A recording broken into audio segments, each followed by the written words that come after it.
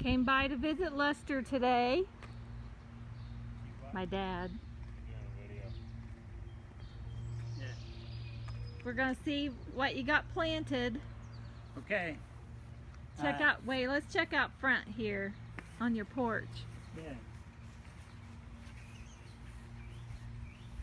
Now right here, these beans going up the porch post is Kentucky striped cornfield beans, and they're going to go up and across. I've got them coming up from the other side. They're going to meet, and all that will be put in green. And all I have to do is just come out on the front porch with my bowl and pick me a mess of beans. And this is my grinding stones that we use to sharpen knives and axes and stuff. And this is my marigolds. They're California giants, and you have to stake them. They get so big and tall, you have to stake them. And then over here, I want to show you this little pawpaw tree. His name is Puny, and and then I have zinnias, more flowers, and we'll go back and look at. And this thing here in the middle, I'll show you.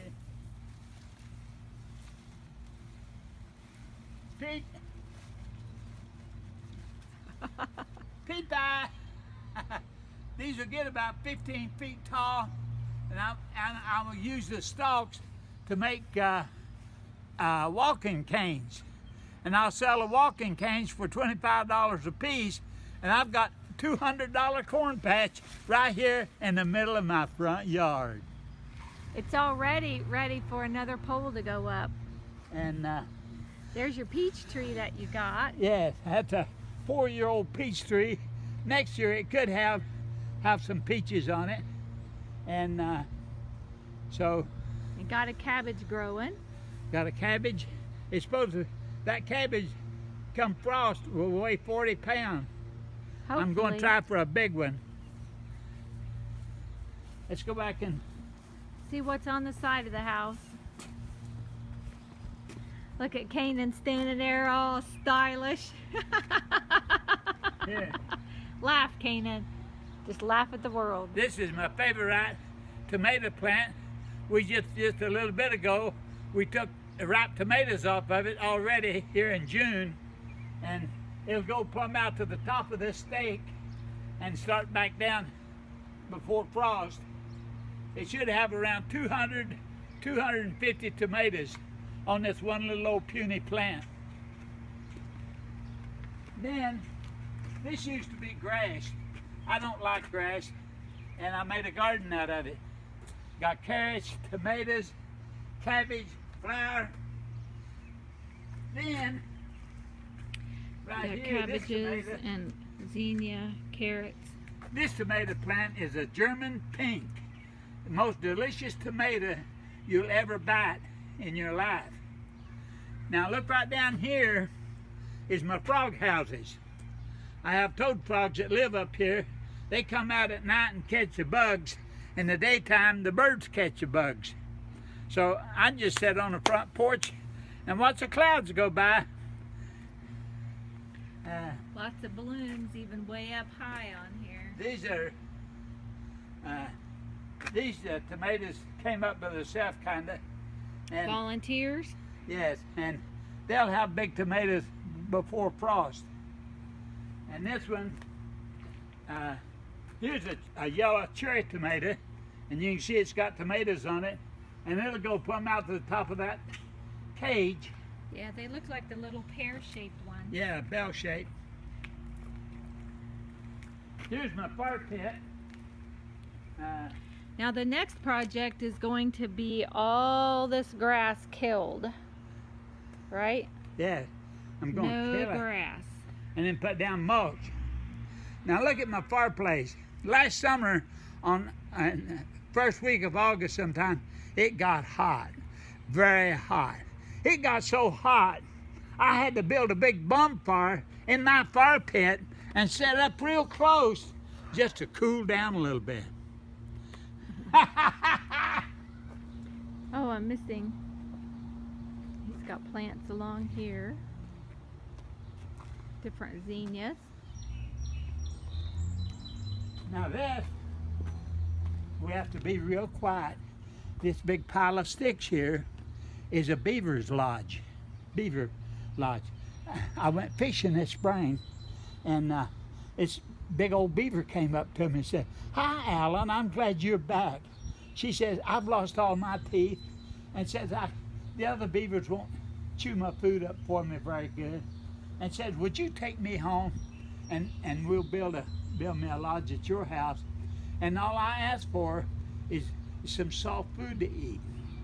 Well, I brought her here, and she looked a big tree over, and while she was helped building she showed me how to build her lodge.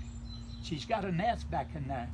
Every morning at 8 o'clock she comes out, and I have her 2 nice soft biscuits, and she eats the biscuits and goes back into her den.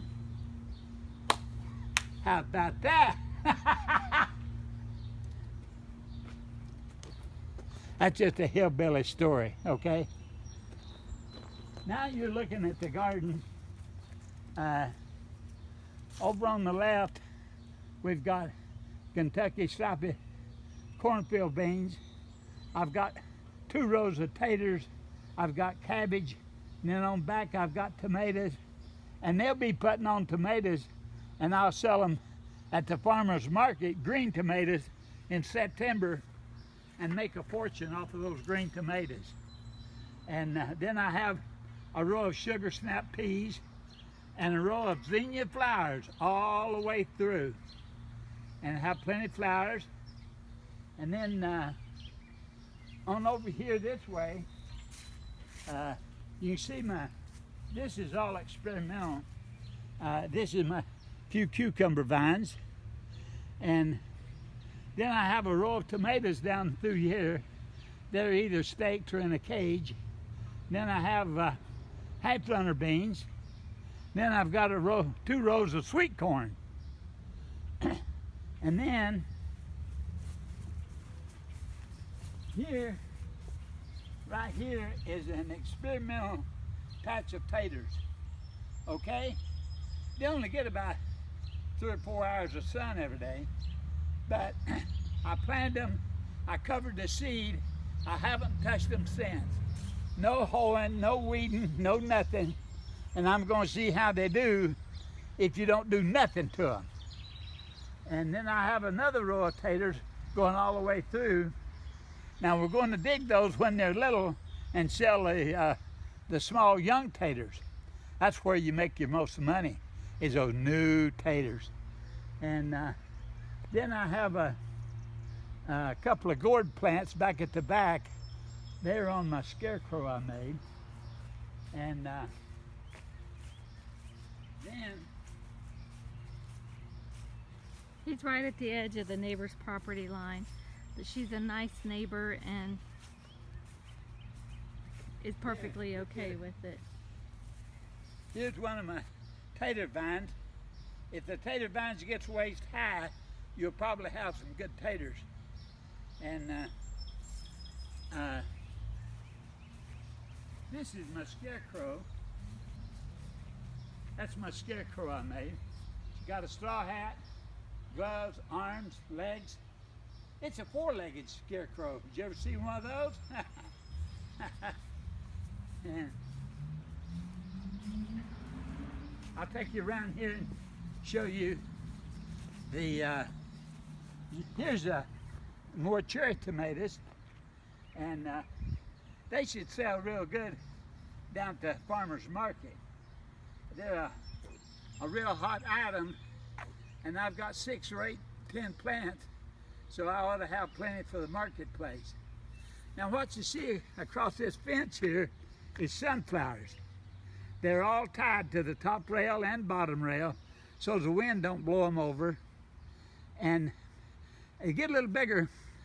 At each leaf joint, there'll be a sunflower come out about 4 or 5 inches in diameter. But it'll have dozens of them. Most beautiful thing you ever looked at. and I'm plowing them back here out of the way. And then you can see my row of onions. And I still have onion sets to put in the dirt for later on. Tell 'em what this is. This is a cushaw plant. It'll have 2 or 3 cushaws, and they're a member of the gourd family. Absolutely delicious to eat. It's a thing you keep over and eat during the winter. You can cut them up and put them in a deep freeze and keep them for 2 years. Now this big plant here is a zucchini, and the squirrels has been playing in it, knocked some of the leaves down, and then you can see some of my tomatoes from back here and another row of cabbage. We're going to sell those cabbage. What's behind? What are these here? What are these two? Zucchini. That's what I thought. Yeah. Now I've got a new hill or 2 that may come up later. And then down here's another cushaw. This is the back end of the tater patch. All of this right in here is a limestone gravel about 12 inches deep. I don't care what you get down in there, it'll grow like a little pig. And I expect this is going to make my green tomatoes to sell in September. And here's another cherry tomato. So now you've seen my garden. And there's zinnias blooming. Now, see this tomato plant right here? I've got one up by the house. This plant is going to grow a 7-pound tomato. I found out how to grow a big one. It'll only grow 1 tomato all summer. You pull all the rest of them off. And when it gets up about top of this cage, you cut the top of the plant off, and the plant feeds just 1 tomato. And it's supposed to get to be a whopper. Okay, it's our best bet to, that's all of the garden. And that's the only strip in the backyard to mow is right there and this by the street. It's all the mowing. You're gonna have to take this and get it to start going. A good healthy person could do all of my mowing in about 10 minutes.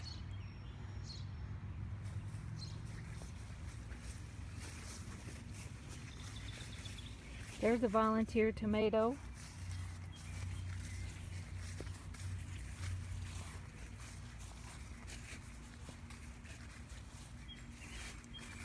Carrots, radishes. This is experimental carrots and experimental turnips. Turnips. I'm going to see how they do. I'm all the time experimenting with stuff. Now this patch of beets over here were in a row.